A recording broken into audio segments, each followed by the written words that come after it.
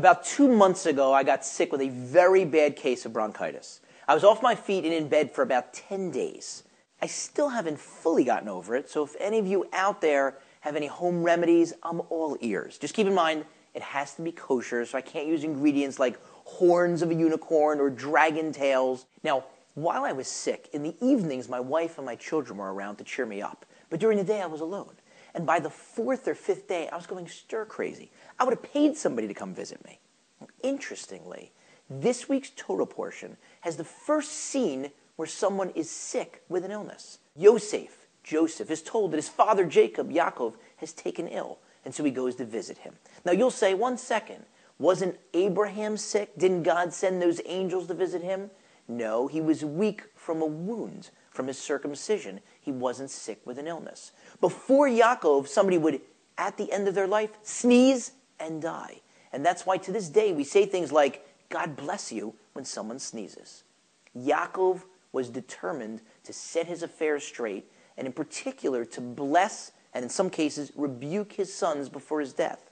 But for various reasons he wanted to do it on his deathbed, immediately before death. So he prayed to God to let him become sick so that he'd have some warning that the end was coming.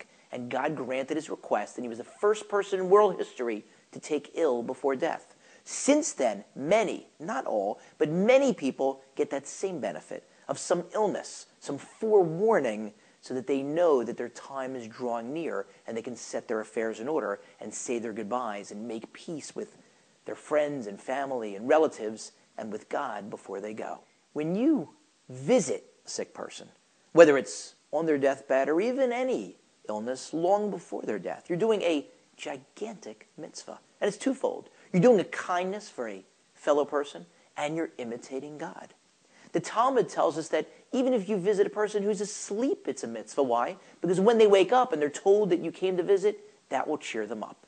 And the Talmud goes further and says that when someone visits a sick person, the visitor takes away 1/60th of the illness. Now, it's not as simple as getting 60 people and cramming them into the hospital room. That won't instantly cure someone. A, because each visitor only takes away 1/60th of the remaining illness. And B, because it only works if someone is of a similar disposition as the sick person, which makes sense. When you're visiting a sick person, you're there to cheer them up. If you're a rival or an enemy, or you have an antagonistic relationship with them, and you rile them up, you haven't helped the situation. You've got to be careful when you visit the sick. You've got to be smart. Nordberg, me, Frank, your buddy. In my professional career, I often have the responsibility of representing victims of traumatic brain injury.